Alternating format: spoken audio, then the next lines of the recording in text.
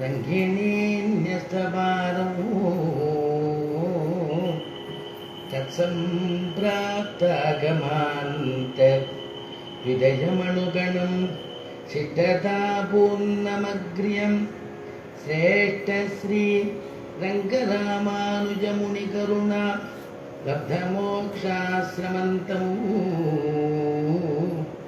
सत्त्वस्थं श्रीवराघं यदिवरमनघं देशिकं संश्रयामि वेदान्तलक्ष्मणमुनीन्द्र कृपार्थबोधमो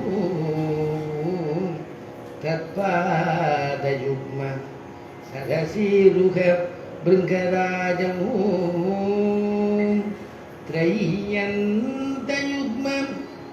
कृतभूरिपरिश्रमन्तं श्रीरङ्गलक्ष्मणमुनिं शरणं प्रपद्ये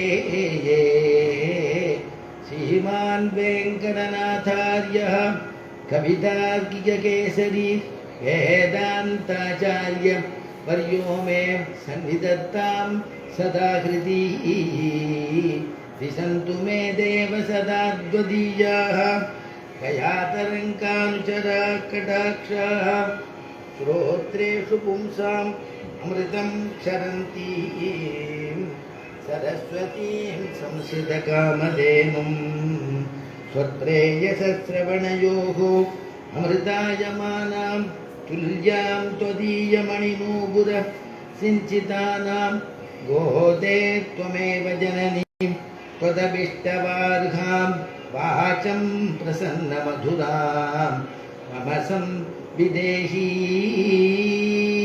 वन्दे वृन्दावनचरं वल्लवी जनवल्लभं जयन्ती सम्भवं धाम वैजयन्ती विभूषणं नीलातुङ्गस्तनगिरितटी शुद्धमुद्बोध्य कृष्णं पादार्थ्यं स्वं सुदिशतशिरसिद्धमद्याभयन्ती सोच्छिष्टायां सजनिगलितं याबलाकृत्य भुङ्क्ते गोदा तस्यै नमयितमिदं भूय एवास्तु भूयः अन्नवयல் புதுவையாண்டாடரங்கற்கு பன்னு திருப்பாவை கல்பதியம் இன்னிசையால் பாடி கொடுத்தாள் நற்பாமாலை பூமாலை சூடி கொடுத்தாளை சொல்லு சூடி கொடுத்த சுடற்கொடியே தொல்பாவை பாடி அருளவல்ல கல்பளையாய் நாடி நீ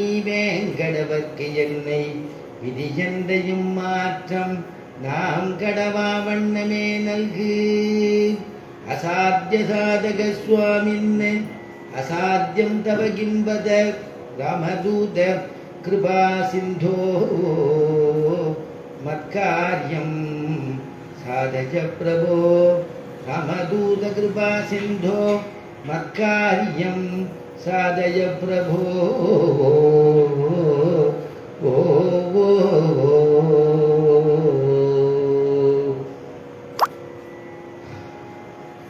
ஆழிமலை கண்ணா ஒன்றினி கைகரவேல் ஆழியுள் புக்கு முகர்ந்து கொடாத்தேரி ஊழி முதல்வன் உருவம் போல் மெய்கருத்து பாழியந்தோளுடை பத்மநாபன் கையில் ஆழி போல் மின்னி வலம்புரி போல் நின்றதிர்ந்து தாழாதே சார்ந்த முதைத்த சரமழை போல் வாட உலகினில் பெய்திடாய் நாங்களும் மார்கழி நீராட மகிழ்ந்தேலோதெம்பாவாய். ஆண்டாளுடையதான சங்கத்தமிழ் மாலைன்னு சொல்லக்கூடிய திருப்பாவை பாசுரத்தில் இன்னைக்கு 4வது பாசுரத்தினுடையதான அனுபவம். ஆண்டாள் 5 நிலையை நேற்றுக்கு நான் உங்களுக்கு எல்லாருக்கும் சொன்னேன். பரம், யூகம், விபவம், அந்தரியாமி, அர்ச்சைன்னு சொல்லக்கூடிய 5 நிலைகள். அதில் முதல் பாசுரத்தினால நாராயணனே நமக்கே பரிதருவான்னு சொல்லி பரரூபத்தை சொன்னாள் ஆண்டாள். அடுத்த பாசுரத்தில் வையத்து வாழ்வீர்கள் சொல்லும் பொழுது பார்க்கடலுள் பையத்து என்ற பரமனடி பாடின்னு வியூக நிலை. திருப்பார்கடல்ல வாசுதேவன், சங்கர்ஷணன், பிரத்யும்னன், அனிருத்தனாக இருக்கக்கூடிய 4 நிலைகள். அதை சொன்னாள். 3வது பாசுரம் நேற்றைய அனுபவிச்ச பாசுரத்தில் ஓங்கி உலகளந்த உத்தமன் சொன்னார். உத்தமன் ஓங்கி உலகளந்தன் சொல்லும் பொழுது பொதுவாக விபவாவதாரத்தை ராமகிருஷ்ணாதி அவதாரங்கள் தானே சொல்லுவோம். ஆனால் இந்த இடத்துல என்ன சொன்னான்னா வாமன திருவிக்கிரம அவதாரத்தை பற்றி பேசுகிறா. அது விபவம்னு சொல்கிறா. அதனால இது நேற்றைய தினம் நம்ம அனுபவிச்சோம். இன்னைக்கு ஆழிமலை கண்ணாங்கிற பாசுரம். அந்த பாசுரத்தில் அந்தர்யாமியை சொல்றா. 4வது நிலை அப்படின்னு ஒவ்வொரு பாசுரத்திலையும் நம்ம அவதாரிக்கணும்னு சொல்லிட்டு வரோம். பாசுரத்துக்கு முன்னாடி என்ன, இந்த பாசுரத்தில் என்ன சொல்ல வரா அப்படிங்கிற பெருமையை பற்றி சொல்லிட்டு வரோம். அதுல இந்த பாசுரத்தினுடைய பெருமை பாகவத மகாத்மியம் பேசப்படுகிறது அப்படின்னு அவதாரிக்க. அப்ப பாகவதால எவ்வளவு உயர்வா நினைக்கணுங்கிறத இந்த பாசுரத்தினால சொல்றா. இந்த திருவரங்கத்துல கூரத்தாழ்வான் அப்படின்னு ஒரு மகான் எழுந்தொழி இருந்தார். அந்த கூரத்தாழ்வான் சிஷ்யர்கள்லாம் இருந்தாலும் சிஷ்யர்களுக்கெல்லாம் ஒரு சந்தேகம் வந்துதான். கூரத்தாழ்வானை பார்த்து கேட்கிறா, சுவாமி, தேவரீர் மார்க்கத்தில் தேவதாந்திரங்களை கண்டால் செய்யும் காரியம் என்ன? நீங்க வெளியில புறப்பட்டு எழுந்தருளும் பொழுது தேவதாந்திரம் அப்படின்னா நேற்றுக்கே நாம் அனுபவிச்ச பிரகாரம் பெருமாள் தான் எல்லாத்துக்கும் அங்கியாக இருக்கிறான். பெருமாளுடையதான திவ்ய திருமேனியில அங்க தேவதைகள், நிறைய தேவதைகள் குடிகொண்டிருக்கு. அங்கியானவன் ஸ்ரீமன் நாராயணன்கிறத அனுபவிச்சோம். இங்க அதை வச்சுட்டு கேட்கிறா, இதர தேவதைகள் ஏதாவது நீங்க மார்க்கத்துல புறப்படும் பொழுது எதுக்கு வந்தா நீங்க என்ன பண்ணுவேன், நீங்கள் செய்யும் காரியம் என்ன அப்படின்னு கேட்கிறா. உடனே ஆழ்வான் சாதிச்சார், அப்பா நீ சிஷ்யால பார்த்து கேட்டார், சந்தேகம் வரலாம், கேள்வியை மாற்றி கேட்கணும்னு. ஏன்னா மார்க்கத்தில் தேவதாந்திரங்கள் எங்களை போன்றவர்களை கண்டால் அவை செய்யும் காரியம் என்ன? தேவதாந்திரங்கள் எதுக்கு நேரிட்டுனா அவ பண்ணக்கூடிய காரியம் என்னன்னு கேட்கணும்னாராம். ஏன்னா விஷ்ணு பக்தாளுக்கு விஷ்ணுவனுடைய திருவடி வாரத்துல எவனொத்தன் அசஞ்சலமான பக்தி வச்சிருக்கிறானோ அப்படி இருக்கக்கூடியவனுக்கு மற்ற தேவதைகள்லாம் இந்த பாகவதனை கண்டா பிரணாமம் பண்ணுமா, கை கூப்புமா. அசுராள்லாம் ஓடி போவாளாம், இருக்கிற இடம் தெரியாம விஷ்ணு பக்தாளை கண்டா ஓடி போடுவாளாம் அசுராள்லாம். அப்படிங்கிறத வச்சு ஆழ்வான் சொல்றார். அதனால நான் பயப்பட வேண்டிய அவசியம் இல்லை, அவாதான் என்னை கண்டு ஓடி போவா அப்படிங்கிறார்.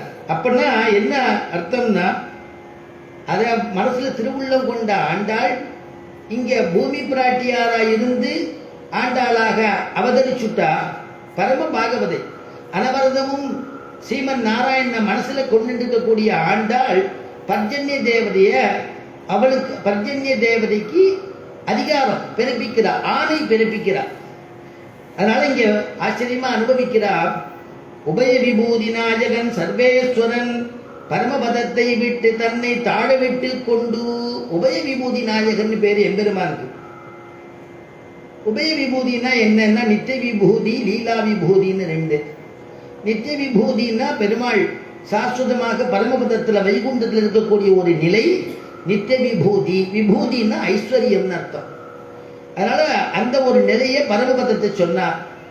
லீலா விபூதினா பெருமாள் அங்கங்க அவதாரம் பண்ணி விபவமாக அவதாரம் பண்றது, இன்றைய இருக்கக்கூடிய அர்ச்சாவதாரமாக அங்கங்க எழுந்தொழி இருக்கிறது அப்படின்னு அப்படின்னு நம்ம இங்க இன்னைக்கு சேவிச்சுட்டு இருக்கோமே. பின்னானால் வணங்கும் சோதின்னு சொன்னேன் இல்லையா? அதனால பின்னாடி வருபவர்கள்லாம் வணங்கும் சோதியாக இருக்கக்கூடியது அர்ச்சாரூபம். அந்த அந்த அர்ச்சைக்கு முன்னாடி விபவத்துல ராமாவதாரத்துல கிருஷ்ணாவதாரத்துல பண்ணக்கூடிய ஒரு லீலைகள், இதெல்லாம் லீலா விபூதின்னு பேர். அர்ச்சனையும் பல லீலைகள் பண்றான் பெருமாள். தன்னை தாழ விட்டு கொண்டு ஆயர்பாடியில கிருஷ்ணனாக அவதரிச்சு, கிருஷ்ணன் சொல்றானா நீ ஏன்பா யசோத சொல்றதெல்லாம் கேட்கிறேன்னு சொன்னா, கிருஷ்ணன் சொல்றானா அகம் பக்த பராதீனஹா, நான் பக்தனுக்கு பராதீனன், அவனுக்கு நான் அதீனன்கிறானா. அப்ப அவனுக்கு அதீனம் அப்படின்னு சொல்லிட்டாக்க பெருமாளே சர்வேஸ்வரனே அப்படி சொல்லும் பொழுது இந்த தேவதைகள்லாம் பாகவதார் சொல்றத கேட்டா என்ன அப்படின்னு அதுக்கு அவதாரிக்க வைக்கிறா நம்முடைய பூர்வாச்சாரியாலாம். அதனால பாகவதியான பரம பாகவதியான ஆண்டாள் என்ன சொல்றான்னா, இந்த தேவதைகளுக்கு அவனை கூட்டு, பர்ஜன்ய தேவதையை கூட்டு நான் சொல்றதை செய்யி அப்படின்னு அவளை சொல்ல வைக்கிறாளாம். அதனால பாகவத பெருமை பேசப்படுகிறதுன்னு அர்த்தம். சரி, பாகவதால கண்டா எல்லாரும் ஓடுவான்னு சொன்னேன், அந்த மாதிரி இதுக்கு பிரமாணம் இருக்கா? அந்த மாதிரி நடந்திருக்கா இல்லை நீங்களா சொல்றீங்களா அப்படின்னா பிரமாணத்தை வச்சுதான் அடியன் குருநாதர் கல்யாணபுரம் சுவாமி ஒவ்வொரு விஷயத்தையும் பிரமாணம் இல்லாமல் எதையும் சொல்லக்கூடாது. அவரே கண்டிப்பார், பிரமாணம் இல்லாமல் எதுவும் சொல்லாத. உன்னுடைய சொந்த சரக்கு எல்லாம் எங்கேயுமே நீ இறக்கக்கூடாது. பிரமாணம் இருந்தால் பேசு. சாஸ்திரமோ அருளி செயலியோ ஏதாவது பிரமாணம் இருந்தால் அதை சொல்லு. பிரமாணம் இல்லாமல் பேசக்கூடாதுன்னு சொல்லி அடியனுக்கு வளர்த்ததால் பயன் பெற்றேன்னு இன்னைக்கு அவர் பயன் பெற்றார். அப்படின்னா அடியனை வளர்த்தது எனக்கு பாக்கியம் கிடைச்சிது அவரிடத்துல வளர்றதுக்கு.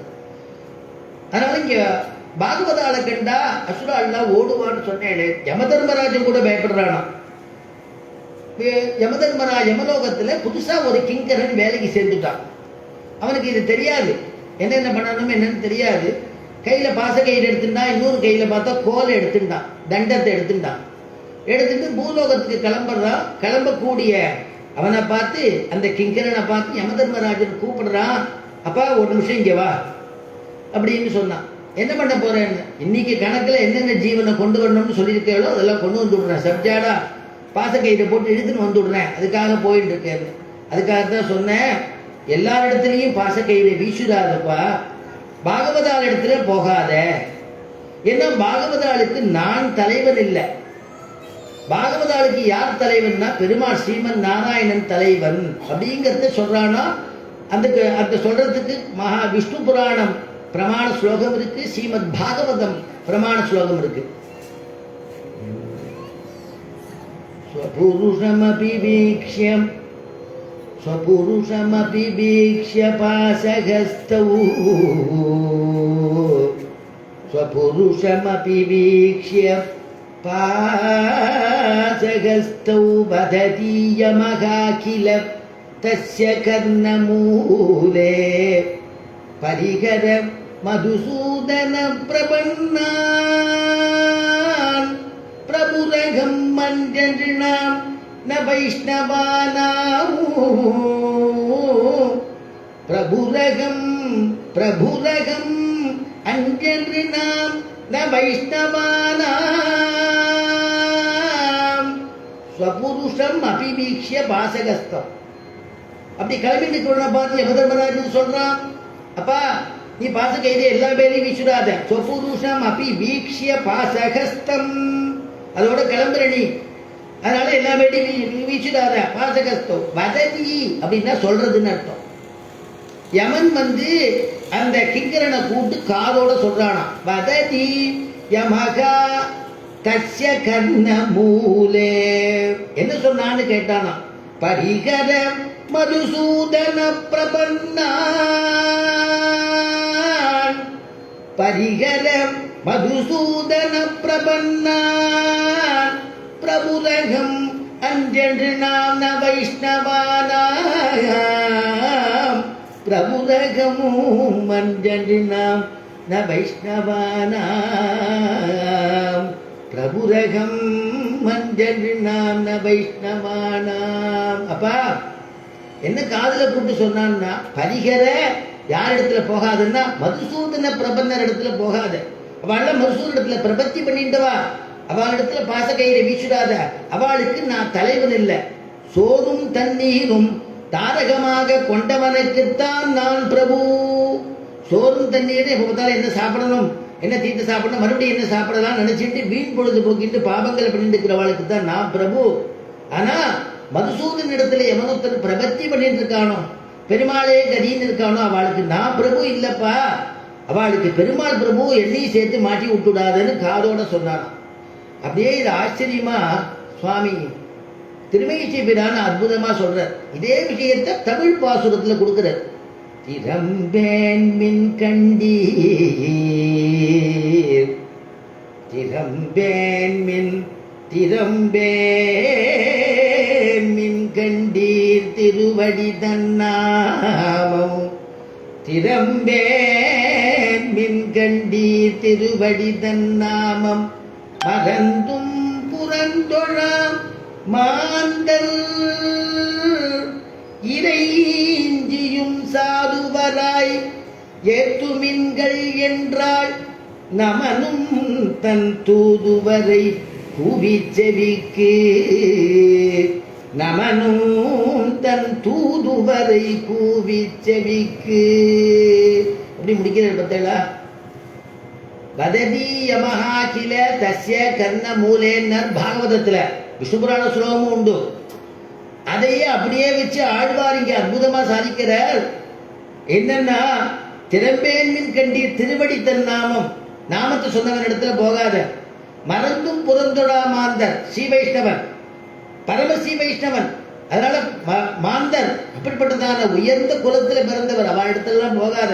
மறந்தும் புறந்துடா மாந்தர் இறைஞ்சியும் சாதுவராய், சாதுக்கள் பாவா போதி மீன்கள் என்றால் நமனும் தன் தூதுவரை, நமன்னா யமன் அர்த்தம், தூதுவரைன்னா அந்த கிங்கரன் அர்த்தம். அவனை கூட்டு காதோட சொன்னான்னு அவரு சொல்ற இல்லையா? சரி, ஏன் காதோட சொல்லுவானே? யமதர்மராஜன் பெரிய சிம்மாசனத்துல உட்காந்துருக்கா, அப்படியே கிங்கரனை கூட்டி இதாண்டா விஷயம் அப்படின்னு சொல்லிடக்கூடாதா? ஏன் சொல்லல? அவனை கூட்டு காதோட சொல்லுவானே, அதுக்கு ஏதாவது காரணம் உண்டா? காரணம் உண்டுங்கிற தொண்டரைப்படி ஆடுவார். தொண்டரைப்படி ஆடுவார் சாதிக்கிறார். முத்கலன் ஒருத்தன் நிறைய சமஸ்த பாவத்தை பண்ணவன். அந்த சமஸ்த பாவம் பண்ணியிருந்தான முத்கலன் நரகத்துக்கு போயிட்டான். யமதர்மராஜன் உட்காண்டிருக்கார். சித்திரகுப்தன் அவன் பண்ண தப்பெல்லாம் வாசிக்கிறான், அவன் பண்ண அபராதங்கள்லாம் சொல்றான். நிறைய ஃபைல் இருக்கு, 1 2 3 4 இருக்கு. எல்லாத்தையும் பிரிச்சு அவனோட பண்ண பாவங்கள்லாம் சொல்றான். அந்த பாவத்தெல்லாம் கடைசியில கேட்டு இருந்துட்டு யமதர்மராஜன் சொன்னா, அப்பா முத்கலா, இந்த பாவத்தெல்லாம் நீ ஒத்துக்கிறியா? நீ பண்ண பாவத்தெல்லாம் தெரியுறதா உனக்கு?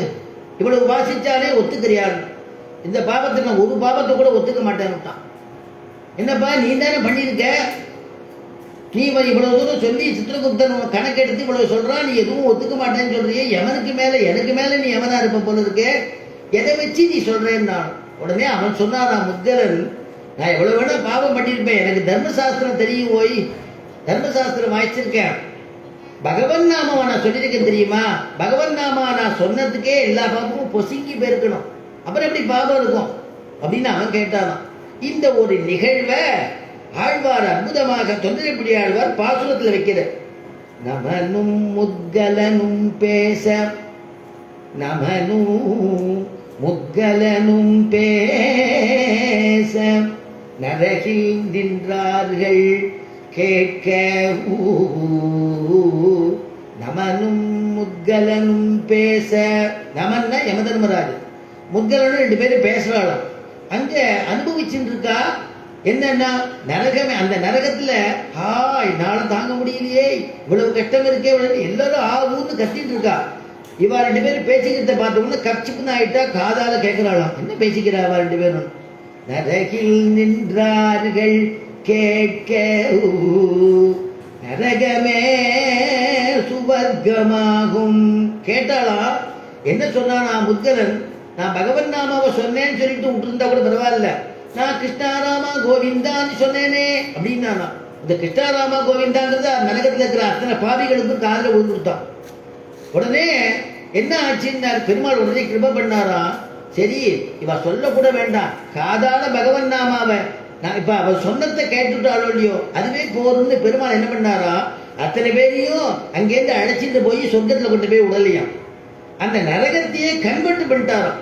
நரகமே சுவர்க்கமாகும் நாமங்கள் உடைய நம்பி, நரகமே சுவர்க்கமாகும் நாமங்கள் உடைய நம்பி. அப்படி பகவன் நாமாவை சொல்லிட்டா நரகமே சுவர்க்கமாகுமா? அதனால பாகவதால கண்டா எல்லாரும் ஓடுவா. யார் ஓடுவான்னா அசுரால் ஓடுவா, விரோதிகள் ஓடுவா. அதனால ஓடும்படியா பண்ணுவாளா பாகவதாள்.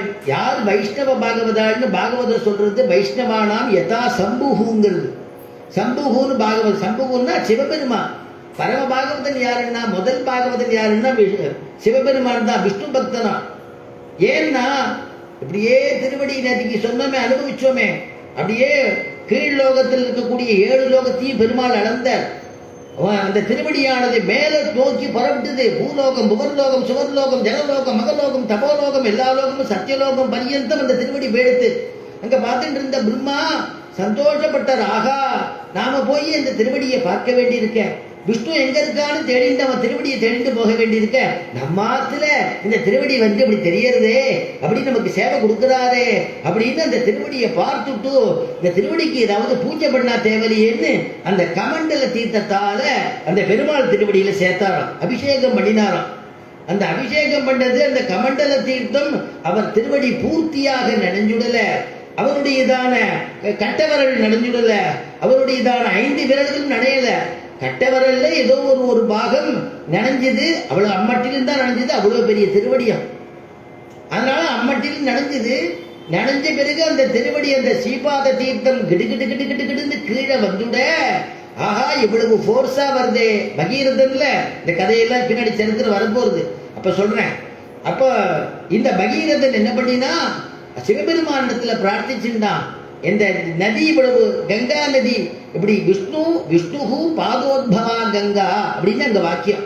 அப்படி வரக்கூடிய இந்த நதிய அந்த அந்த கங்கா நதிய அந்த சிவபெருமான் நான் என் தலையில வாங்கிக்கிறேன்னு ஜடையை அவுத்து விட்டு அப்படி தலையில வாங்கிட்டானோ, அந்த கங்கை பூர்த்தியா வந்தோடனே மேல ஒரு நுனி முடிச்சு போட்டு விட்டானா, கங்கை அப்படியே இருந்துட்டான்.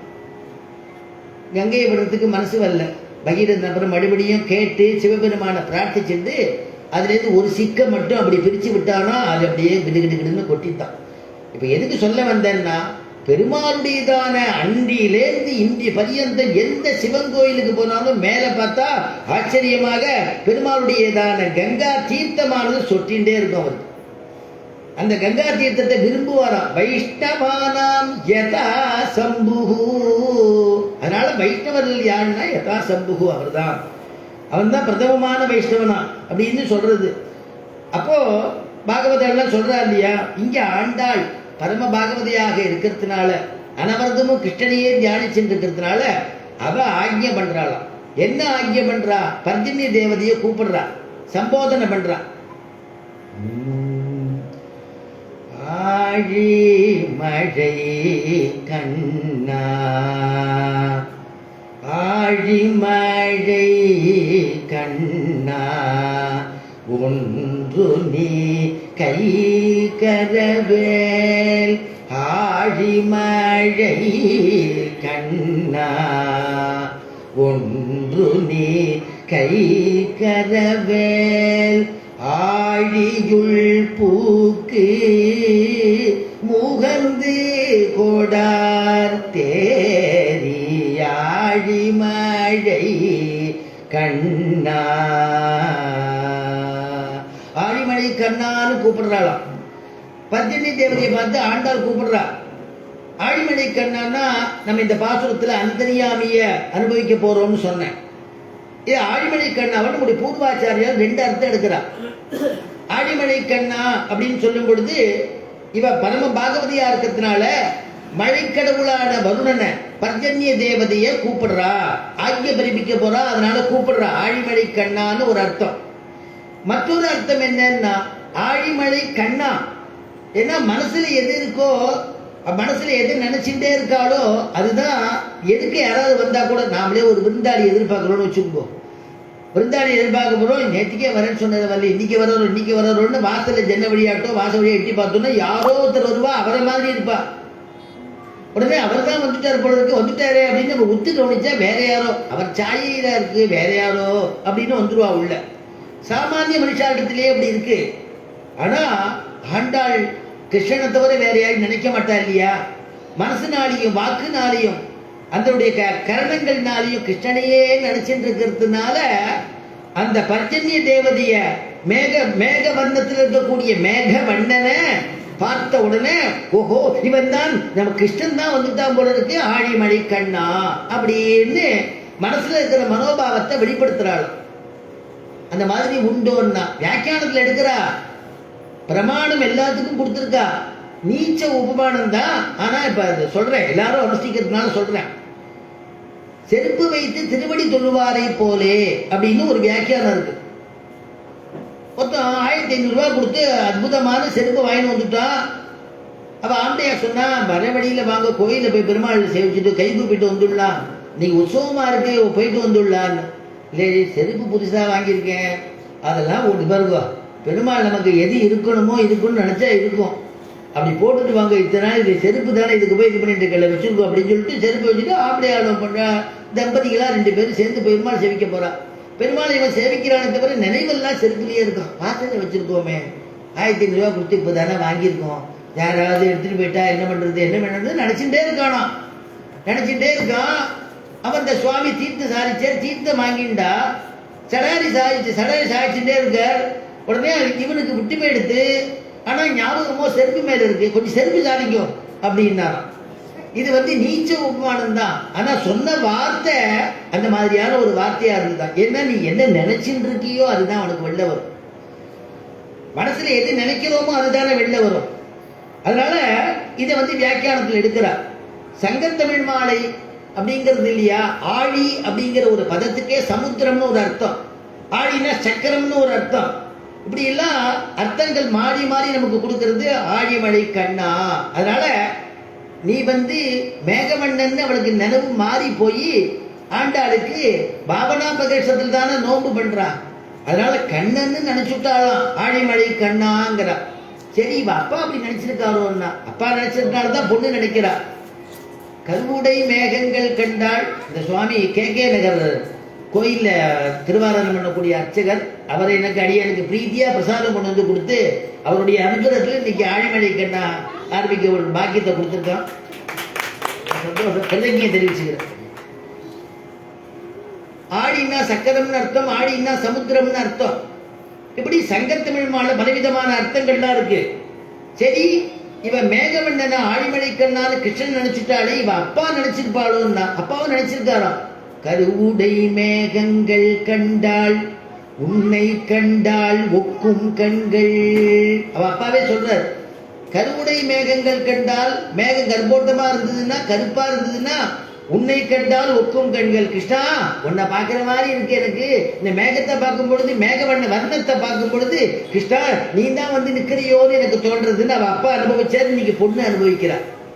அதனால ஆழிமழை கண்ணா அந்த கூட்டாலே வந்தவொடனே என்ன சொல்றான்னா, ஒன்று நீ கை கரவேலாழி மழை கண்ணா, ஒன்று நீ கை கரவேல் ஆழியுள் புக்கு முகர்ந்து கொடார் தேரி. ஆழிமழை கண்ணா, ஒன்று நீ கை கரவேல். நீ என்ன தெரியுமா பண்ணணும், நான் சொல்றத கேளு. எல்லாருக்கும் சமமாக மழை பெய்யணும் அப்படின்னு ஒரு கட்டளை இடுறாளாம் ஆண்டாள். உடனே அவர் சொல்றாளாம், அந்த பத்தினி தேவதை சொல்றானா, இல்ல பெருமாள் அப்படி சொல்லலையே, யார் யார் பாவ புண்ணியம் பண்ணியிருக்காளோ அதுக்கு தகுந்த மாதிரியான மழை பெய்யணும்னு சொல்லியிருக்காளா. அதனால அந்த மாதிரி தான் நம்ம அது மாதிரி எனக்கு ஆணையிட்டு இருக்கேன், அது மாதிரி தான் நான் மழை பெஞ்சின்னு இருக்கேன் அப்படின்னாலும். இல்ல நான் சொல்றபடி நீ கேளுப்பா, யாரு என்னன்னு பார்க்காத சமவிகிதமா எல்லாருக்கும் மழை பெய்யு, எல்லாருக்கும் அனுகிரகம் பண்ணுன்னு ஆண்டாள் சொல்றாளாம்.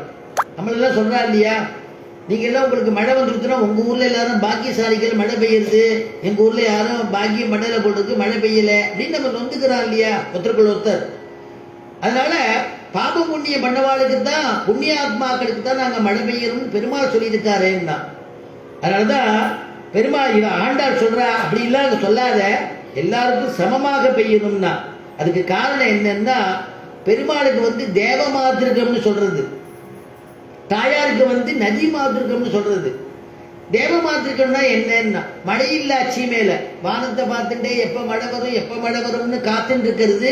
பெருமாளா பார்த்து நீ தர்மத்தை பண்ணியா, நீ அனுஷ்டானத்தை பண்ணியா, நீ ஆச்சார அனுஷ்டானமா இருக்கியா, தேவதைக்கு கொடுக்க வேண்டிய ஹவிஸ் எல்லாம் கரெக்டா கொடுத்தியா, யஜ்யங்கள்லாம் பண்ணியா, உனக்கு மழை பெய்யுறேன் அப்படின்னு பெருமாள் சொல்லுவானோ. ஆனா இந்த நதி மாதிருக்கம்ங்கிறது பற்றாத ஜீவநதி, ஓடிண்டே இருக்குமா. அதனால எப்பொழுதுமே ஜலம் இருந்துட்டே இருக்கும், சமர்த்தியா இருந்துட்டு இருக்கும். நாம எது பண்றோம் பண்ணல அது எதிர்பார்க்காது. அப்படிப்பட்டதான கருணையா ஆண்டாளுக்கு. அதனால இங்க ஆண்டாள் சொல்றா, நீ போய் என்ன பண்ணணும், மேகத்தை பார்த்து முறையிடுறா, நீ போய் என்ன பண்ணணும், ஆழியுள் புக்கு முகர்ந்து கொடார் தேரி. ஆழின்னா கடல்னு அர்த்தம். நீ ஆழி உள்ள போகணும், நடுவுல இங்கே ஓரமா போய் ஜலத்தை எடுத்துன்னு வந்துடக்கூடாது. ஆழியுள் புக்கு நடுவுல போய் புக்கு புகுந்து முகர்ந்து நன்னா ஜலத்தை இழுத்து மண்ணு இருக்கிற அளவுக்கு மண்ணு தெரிகிற அளவுக்கு ஜலத்தை நன்னா அவ்வளவு தூரம் ஆழமா போய் ஜலத்தை இழுத்துன்னு வா. முகர்ந்து கொடார்த்தேரி முகர்ந்து கொடு ஆர்த்தி ஏரிங்கிறார். ஆர்த்தி ஏரின்னா சப்தம் கொடுக்கணும். சப்தம் இல்லாம ரகசியமா வராத. சப்தம் எப்படி சுவாமி கொடுக்கறதுன்னா மின்ன அடிக்கிறது இல்லையா, இடி இடிக்கிறது, இடி முழக்கம், அதெல்லாம் தான் சப்தம். அதனால அந்த மாதிரி சப்தம் கொடுத்துட்டே நீ ஒரு சப்தம் கொடுத்துட்டே அப்படி ஆர்த்தி ஏறி ஜலத்தை எடுத்துன்னு போய் நீ மேகத்துல போய் வச்சுக்கோ, அப்புறம் மழையா பொழியணும் அப்படின்னு ஆணையிடுறாலும். அதனால அந்த முழக்கம் கொடுத்து எல்லாருக்கும் தெரிகிற மாதிரி நீ ஜலத்தை கொண்டு வாங்குறாலும். எதை போலன்னு இங்க வியாக்கியாதாக்கள் அனுபவிக்கிறா, எதை போல இருக்கக்கூடாதுங்கிறதுக்கு. இராமடம் ஊட்டுவாரை போல் அல்லாமல் அப்படின்னு ஒரு வியாக்கியானத்துல ஒரு வரி எழுதுறா. அப்பாட்ட குழந்தை, அப்பா அப்படியா குழந்தை இருக்கான், குழந்தை அப்பாவுக்கு பிள்ளைக்கு சண்டை வந்துருக்கு. பிள்ளைய உடனே அப்பா ரொம்ப கோபமா இந்த மாதிரிலாம் பண்ணிட்டு இருந்தா நீ இங்க இருக்க வேண்டிய அவசியம் இல்லை, உன் சௌரியப்படி எங்க சௌரியமோ போய்க்கோ அப்படின்னு கோபத்தில் சொல்லிவிடுறார். இந்த காலத்து குழந்தைகளுக்கு ரொம்ப ரோஷம் ஜாஸ்தி இல்லையா, உடனே அடுத்த ட்ரெயின் பண்ண போறோம் தெரியாது, உடனே கிளம்பிடுறது. அந்த பிள்ளையின் விளையாண்டான கிளம்பிட்டான். ஆனா கிராமம் தான், வெளியிலாம் போக முடியாது. கிளம்பி போனா அங்க ஒரு மடம் இருக்கு, அந்த மட்டத்துல அங்க போய் உட்காந்துட்டான். இவன் அம்மாவுக்கு மணி 8 ஆச்சு 9 ஆச்சு, இந்த பிள்ளையோட பெற்ற வயிறு இல்லையா, இந்த குழந்தை சாப்பிடலையேன்னு நினைச்சிட்டு இருக்கா, பரிதவிக்கிறா.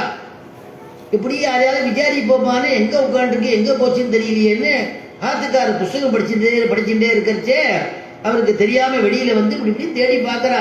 அப்புறம் ஒருத்தர் சொன்னா, உங்க புள்ள அந்த மடத்துல உட்காந்துருக்க, அக்ரஹார மடத்துல உட்காந்துருக்கு, பஜனை மடத்துல. ஓஹோ, அங்க உட்காந்துருக்கானா, ஏதோ கோச்சு விட்டாம்மா, அவர்கிட்ட சண்டை போட்டுட்டா, அவர் ஏதோ கோச்சு விட்டார், இதுவும் கிளம்பி போயிடுத்து, பசிக்குமே, மணி 10 ஆயிடுத்த, என் குழந்தை பசி தாங்க மாட்டானே அப்படின்னு மாமி எனக்கு ஒரு உபகாரம் பண்ணுங்க, கொஞ்சம் உள்ள வாங்குவோன்னு ஆத்துக்குள்ள அழைச்சிட்டு போய் இங்க வெளியிலேயே இப்படி இந்த ரேடியில உட்காந்துருக்கோ, அப்பதான் ரேடி உண்டு, ரேடியில உட்காந்துருக்கோன்னு சொல்லி உள்ள போய் அந்த குழந்தைக்கு ஒரு ஆகாரத்தை பிசைஞ்சு அது ஒரு இலையில வச்சு இன்னொரு இலையால மூடி இதை கொண்டு போய் அந்த குழந்தைகிட்ட மடத்துல பண்ண பிரசாதம்டா அப்படின்னு கொடுத்து அந்த குழந்தைய சாப்பிட சொல்லுங்க. எங்க வேணா இருக்கட்டும், சத்த நாளை சாயந்தரம் ஆச்சுன்னா ஓடி வந்துடுவான், இருட்டுல பயம் அவனுக்கு, காலம்புற வரைக்கும் தான் கோபமா இருப்பான், பட்னியா எத்தனை நாடி இருப்பான், இதை கொடுத்துருங்கோ, நாங்க கொடுத்தோன்னு தெரிய வேண்டாம், சாப்பிட மாட்டான், ரோசக்கார பையன், நீங்களா கொடுத்த மாதிரி கொடுங்கோம்னாலும் அதே மாதிரி கொடுத்தாலும். அதுதான் இங்க எடுக்கிற வியாக்கியானத்துல இராமடம் ஊட்டுவாரை போல் அல்லாமல், அந்த மாதிரி பண்ணாத வியாக்கியானங்கள் எடுக்கிறாரு. அதனால நீ சவுண்டு கொடுத்துட்டு சத்தம் கொடுத்துட்டு ஆர்த்தி ஏறி முகர்ந்து கொடு ஆர்த்தி ஏறி அப்படி போய் நின்றுக்கோ. அப்ப எப்படி மேகத்தினுடைய உடம்பு எப்படி இருக்கும், கரிமேகமா இருக்கும். அதுதான் அடுத்த இடத்துலயே சொல்றா, ஊழி முதல்வல் உருவம் போல் மெய்கருத்து, ஊழி முதல்வல் உருவம் போல் மெய்கருத்து, பாழியம் தோடுடை பத்மநாபன் கையில். ஊழி முதல்வன் உருவம் போல் மெய்கருத்துன்னா, ஊழி முதல்வன்னா யாருன்னா, பிரளய காலத்துல பகவான் என்ன பண்ணுவான், எல்லா சர்வலோகத்திலையும் சாற்றுடுவான். பிரளய காலத்துல பிரளயம் முடிஞ்ச உடனே எந்தெந்த இடத்துல எது தெரிஞ்சதோ மறுபடியும் பிறப்பிச்சுடுறானோ.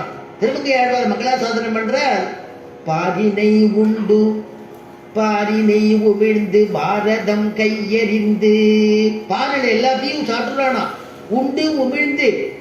அதுதான் திருமங்கை ஆழ்வார் கேட்கிற, எம்பெருமான் உண்டு மென்ற எச்சில் தேவர் அல்லாதார் தாமுலரே, யாராவது இருக்கல, எல்லாரும் எம்பெருமானுடைய எச்சல் தான்ப்பா, சர்வலோகத்தையும் அவன் தானே சாப்பிட்டுறான், சாப்பிட்டப்பறம் தானே அத்தனை தேவர்களும் மறுபடியும் பகவான் சிருஷ்டி பண்றான், மறுபடியும் பிறப்பிக்கிறான். அப்ப என்னன்னா எல்லாருக்கும் எம்பெருமானுடைய சம்பந்தம் உண்டான். திருவிக்கிரம அவதாரம் பண்ணும் பொழுது சர்வ உலகத்தையும் அளந்துட்டானேன்னா அதுலேயும் நம்மளும் அழக்கப்பட்டிருப்போம் இல்லையா, அப்ப எல்லாருக்கும் அவன் திருவடி சம்பந்தம் கிடைச்சிருக்கும் இல்லையா அப்படின்னு வர்ணிக்கிறார் நம்முடைய பூர்வாச்சாரியாள்லாம். அதனால இந்த அதைத்தான் இங்க வந்து எல்லாத்தையும் சாப்பிட்டு ஒரு ஆளிலையில சின்ன குழந்தையா உருவம் எடுத்துட்டு திருவுருவமாக படுத்துட்டு தான் கட்டவரில் அப்படி சாப்பிட்டு சப்பு கொட்டிட்டு உட்காந்துருக்கா குழந்தை கண்ணன் பாலகிருஷ்ணன். ஆலமாமரத்தினில மேல் ஒரு பாலகனாய், ஆலமாமரத்தின் இலை மேல் ஒரு பாலகனாய், ஞானமேதும் உண்டாம் அரங்கத்தர வினனையான், கோலமாமணியானமும் முத்துத்தாமமும் முடிவில்லதோரடி நீலமேனியையோ நிறை கொண்டது என் நெஞ்சினையே. ஆலமாமரத்தின் இலை மேல் ஒரு பாலகனாய், ஆலமாமரத்தில் ஒரு இலையில ஒரு பாலகனா அப்படி படுத்துட்டு இருக்கா. தான் கெட்டவர்களுடைய அதை தான் சப்பிட்டு உட்காந்துருக்கானா. என்ன எல்லாரும் திருவடி இனிக்கிறதுன்னு சொல்றாளாம். பெருமாளுக்கு கிருஷ்ணனுக்கு சந்தேகம் வந்து கொடுத்தான். நம்ம திருவடி இனிக்கிறது எல்லாரும் சொல்றாரு, நாமும் தான் ஜப்பி பார்ப்போமே அப்படின்னு அவனும் ஜப்பி பார்க்குறானா தான் திருவடியை. சின்ன குழந்தைகள்லாம் பார்த்தீங்கன்னா பெரிய நாள் பண்ண காலெல்லாம் வாய் வரைக்கும் வராது. குழந்தை சின்ன குழந்தைகளை பார்த்தீங்கன்னா காலை தூக்கி வாயில வச்சுக்கும். கிருஷ்ணன் மாதிரியே பண்ணணும். கிருஷ்ணன் பண்ணா இல்லையா அவ்வளவு தூரம் கால் வரும். பிஞ்சு கால் இல்லையா, பிஞ்சு குழந்தை அப்படி இருக்கும் இல்லையா. அதை அந்த மாதிரி அத்தனை உலகத்தையும், அதனாலதான் நம்மாழ்வார் சாதிச்ச உலகமுண்ட பெருவாயா உலப்பில் கீர்த்தி அம்மானே. உலகமுண்ட பெருவாயன், சர்வ உலகத்தையும் உண்டவன் இல்லையா. அப்படி எல்லாத்தையும் உண்டவனாச்சே. உண்டவனுக்கு அவன் திருமேனி எப்படி இருக்கும்னு ஆண்டாள் சொல்றா. கருப்பா இருக்குமா, கருப்பா இருக்கும். கருப்பா இருந்தாலும் ரசமா இருக்கும், அழகா இருக்கும். சாதாரணமாவே குழந்தைய வயிற்றுல கர்ப்பமா வச்சிருக்கிற பெண்களே சாதாரணமா விட கர்ப்பமா இருக்கக்கூடிய காலத்துல இன்னும் கொஞ்சம் அழகா இருப்பா. வயிற்றுல குழந்தை இருக்கிறதுனால. கிருஷ்ணனையே வச்சுட்டு இருந்தாலே வயிற்றுல தேவகி. பாகவதம் சொல்றது சர்வ தேவதைகளுடைய சொரூபமாக தேவகிய எல்லா தேவதைகளும் சேவிச்சாலும் கை கூப்பினாலும். ஏன்னா கிருஷ்ணனை உள்ள வச்சிருக்கிறதுனாலேயே இவளே இவ்வளவு அழகா இருக்காளே, எம்பெருமானையே பெற்றெடுக்க போறாளே அப்படின்னு எல்லா தேவதைகளும் தேவதா சொரூபமா தேவகியை பார்த்துட்டு பாகவதம். அப்படி கருமேகமா இருக்குது இல்லையா, அந்த மாதிரி நீனும் கருமேகமா இரு அப்படின்னு ஆண்டாள் சொல்றாளாம். ஊழி முதல்வன் உருவம் போல் மெய்கருத்து, ஊழி முதல்வன் உருவம் போல் மெய்கருத்து, பாழியம் தோளுடை பத்மநாபன் கையில், பாழியம் தோளுடை பத்மநாபன் கையில். ஊழி முதல்வன் போல் மெய்கருத்துன்னு சொல்லாம ஆண்டாள் என்ன சொன்னா, ஊழி முதல்வன் உருவம் போல் மெய்கருத்துன்னா. ஏன் அந்த உருவம்னு ஒரு வார்த்தை சேர்க்கணும் அப்படின்னா, அதுக்கெல்லாம் கூட வியாக்கியாதாக்கள் அர்த்தம் பண்றா. என்ன சொல்றா, நீ பூர்த்தியா கிருஷ்ண மாதிரி நீ அந்த மாதிரி கரணியில வண்ணமா நீ ஆக முடியாது. ஆனாலும் கொஞ்ச நாளி தான் இருக்கலாம், அப்புறம் உன்னுடைய சாயம் வெறுத்து போயிடும். ஊழி முதல்வன் மாதிரி மழை பெய்யற வரைக்கும் தான் கருப்பா இருப்ப, மழையில வருஷச்சுன்னா வெளுத்து போயிடுவ. ஆனா எங்க கண்ணன் கருணா காலமேகம், அவன் எப்பொழுதுமே கண்ணகரேன்னு இருப்பான், நீலமேக சியாமலனா இருப்பான், அவனுக்கு குறைவு கிடையாது. அதனால நீ அவனை மாதிரி ஆக முடியாது, அவனை போல இருங்கிறாளா ஆண்டாள். எல்லா இடத்துலையும் ஒவ்வொரு பதமும் அடிய குருநாதர் சொல்லி போதனை பண்ணியிருக்க. திருப்பாவையில ஒவ்வொரு பதத்திலையும் அர்த்தம் இருக்குப்பா, ஒரு பதத்தையும் விடக்கூடாதுன்னு எனக்கு உத்தரவு. அதனால ஊழி முதல்வன் உருவம் போல் மெய்கருத்து இருக்கணும். பாழியம் தோளுடைய பத்மநாபன் கையில், திருவனந்தபுரம்னு ஒரு திவ்ய தேசம். அதுல அந்த பெருமாளுக்கு அனந்த பத்மநாபன் அப்படின்னு திருநாமம். ஆச்சரியமான பெருமாள். 3 திருவாசல், திருவடியை மாத்திரம் சேவிக்கிறது, அவருடைய நாபிக்க மரத்தில் இருக்கக்கூடிய பிரம்மதேவனை சேவிக்கிறது, நாபியினுடைய அழகை சேவிக்கிறது. நாபியில கமலம் இருக்கிறதுனாலதான் அவனுக்கு பத்மநாபன் பேரு. அனந்தமா சயனிச்சுட்டு இருக்கிறதுனாலதான் அவனுக்கு அனந்த பத்மநாபன் பேரு. அப்படி படுத்துட்டு இருக்கக்கூடிய பெருமாள், ஒரு பக்தன், அந்த ராஜா நினைச்சாராம் இந்த பெருமாளை சேவிக்கிறதுக்கு ஒரு நாள் போனாராம். அனந்த பத்மநாபன் சேவிக்கிறதுக்கு அடிக்கடி போவார். அன்னைக்கு போகும்போது அவருக்கு இந்த ராஜாவுக்கு தோணித்தான், இந்த ராஜா அர்ச்சகரை கூப்பிட்டு கேட்கறதுனால அர்ச்சகாலுக்கு பண்டான்னு பேருங்க, பண்டா பண்டான்னு சொல்லுவா. இந்த அர்ச்சகாலை கூப்பிட்டு கேட்டாலும் இந்த பெருமாள் திருவடியை சேவிக்க முடியாம யார் இவ்வளவு திருத்துலாவை சேர்த்திருக்கேள் அப்படின்னு. இல்ல, ஒரு வயோதிகர் நித்தியபடிக்கு அனுஷ்டான பரர் பச்சை பசுந்துளசியை கொண்டு வந்து கொடுப்பார். நான் தினம் அந்த பெருமாளுக்கு அந்த துளசியினால அர்ச்சனை பண்ணுவோம். அந்த துளசி தான் களைஞ்சு விடுறேன், திருவடி சேவையாகும்னாராம். களைஞ்சு விட்டார். ராஜாவுக்கு தோணித்தான், பச்சை பசுந்துளசி ஒரு வயோதிகர் கொண்டு வந்து கொடுப்பார், ஒரு பிராமணோத்தமர் கொடுப்பார்னு இந்த பண்டா சொல்றாரு. எப்பேற்பட்ட பெருமாள் ராஜவீகத்துல எல்லா விதமான போகங்களையும் அனுபவிச்சுட்டு இருக்கா. இந்த பெருமாளுக்கு நான் தாமரை பூ பண்ணி கொண்டு வந்து சமர்ப்பிக்கிறேன். தங்கத்தினால தாமரை 108 தாமரை அட்டோத்திரம் பண்ணுங்க பெருமாளுக்கு அப்படின்னா, நாளையிலேருந்து இந்த துளசி சேர்க்க வேண்டாம், நாம் தாமரை பூ கொண்டு வரோம்னுட்டான். மறுநாள் அந்த வயோதிக பிராமணோத்தமர் ஆச்சரியமாக காலம்பர ஸ்நானம் பண்ணி திருமண்காப்பு தரிச்சுண்டு திருத்துலாவுக்கு ஒரு மந்திரம் இருக்கு, உபதேசமாயிருக்கணும். அந்த மந்திரத்தை சொல்லி ஒரு தளமா கிரகிச்சுண்டு வந்து இந்த பெருமாள் இடத்துல கொண்டு வந்து அர்ச்சகர்கிட்ட கொடுத்தார். அர்ச்சகர் வாங்கிக்க மாட்டார் விட்டார். தாமரை பூ வருது, அதில் தான் பண்ணணும்னு விட்டார். தப்பா நினைச்சுக்காதீங்கோ அப்படின்னு விட்டார். அர்ச்சகர் என்ன பண்ணுவார்? உடனே இந்த வயோதிகருக்கு நான் நிச்சயம் கொண்டு கொடுப்பேனே பெருமாள்கிட்ட பேசுற வரவர், பத்மநாபா எனக்கு எதுவும் சக்தி இல்லையேப்பா, ஓ சன்னிதானத்துக்கு வந்து ஐஸ்வர்யமா ஒரு தங்க புஷ்பமோ வெள்ளியில தாமரையோ பண்ணி கொடுக்க சக்தி இல்லையேப்பா, ஒரு உபயம் பண்ணலாம்னா கூட எனக்கு சக்தி இல்லையே. என்னால முடிஞ்சது நான் சுத்தமா நம்மாத்துல பயிர் பண்ணது உத்தமம் சுவார்ஜிதம் புஷ்பம்னு சொல்லுவாளே, உத்தமமான புஷ்பம் எதுன்னா நீனா பயிர் பண்ணி நீனா பறிச்சு கொண்டு வந்து அந்த பெருமாளுக்கு கொண்டு வந்து கொடுத்தீங்கன்னா அதாண்டா உத்தமம் அப்படின்னு சாஸ்திரம் இருக்கே. அது பொய்யா? பிரபோ, என்னுடைய திருத்துலாவை இத்தனை காலம் ஏத்துட்டியே, இன்னைக்கு ஏத்துக்கலையே, அப்ப சொந்த புஷ்பம் கொண்டு வராங்கிறதுக்காக என்ன விலை குட்டியா பிரபு அப்படின்னு மனசு व्यसனப்பட்டு ஆத்துக்கு போயிட்டார். ராஜா வந்தார். அற்புதமாக அப்படியே அந்த தளத்துல சொந்தத்தினால தாமரை, அந்த தாமரையினால அர்ச்சகர் அர்ச்சனை பண்றார். வாசுதேவாய நமஹ, ஓம் சங்கரிஷணாய நமஹ,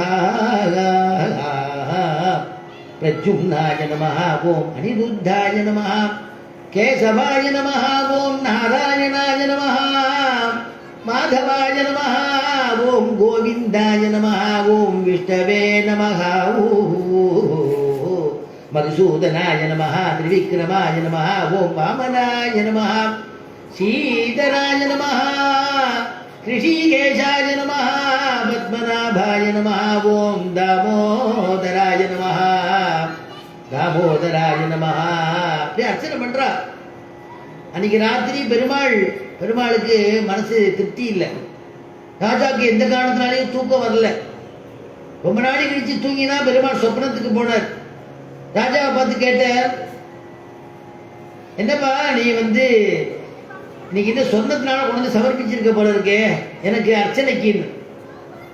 ஆமா அண்ணா, துளசியை நிறுத்திட்டியேப்பா, நல்ல கிருஷ்ண துளசியை கொண்டு வந்து அந்த வயோதிகர் கொண்டு வந்து கொடுத்துட்டு இருந்தேன், நான் உகப்பா ஏத்துட்டு இருந்தேன்னு நிறுத்திட்டியேப்பா அதை அப்படின்னு கேட்டாராம். ஏன் அது துளசி வேண்டான்னு தான் நான் வந்து சொந்தத்திலேயே தாமரை கொண்டு சமர்ப்பிச்சிருக்கேன். உன் சொந்தத்தை யாருடா கேட்டா? என்னுடைய திருவடியை பாரு. சரி, பெருமாள் திருவடியை காமிக்கிறதா கீரலா இருக்கும். எவ்வளவு கீரல்! இத்தனைக்கும் அர்ச்சகர் மெதுவாக தான் சேர்க்கிறார். 1-2 திருமேனியில கீழ் விடுறதுப்பா. அந்த பசு துளசியால பண்ணா எனக்கு உகப்பா இருந்தது. அதனால நீ உன்னுடைய தங்கத்தினால பண்ணக்கூடிய இந்த தாமரை புஷ்பத்தை அப்புறம் பண்ணிக்கலாம், முதல்ல திருத்துலாவை பண்ண சொல்லி உத்தரவு கொடு அப்படின்னாரா. காலம்பர் எழுந்த உடனே அந்த வயோதிகர் வந்தா ஒரு திருத்துலாவால அர்ச்சனை பண்ணிடுங்கன்னாரா. வயோதிகர் கொண்டு கொடுத்தாரா. பத்மநாபன் ஏத்துண்டார். பத்மநாபன் பேருந்து கொடுத்ததுனால பத்மத்தை பண்ணி கொண்டு சமர்ப்பிச்சார் அந்த ராஜா. பெருமாளுக்கு உகப்பில்லை, அவன் ஆணவம் தானே தெரியுறதுல. அதுவும் உலோகம் வேற, திருவடியை வந்து கீறுறது. பசுத்துளசி உயர்வா இருக்கு. அதனால இங்க பெருமாள் படுத்துட்டு இருக்கார். அதனால ஊடி முதல்வன் உருவம் போல் பாடியன் தோளுடைய பத்மநாபன். அந்த பத்மநாபன் நாபி கமலத்திலேருந்து பிரம்மாவை சிட்டி பண்ணானா.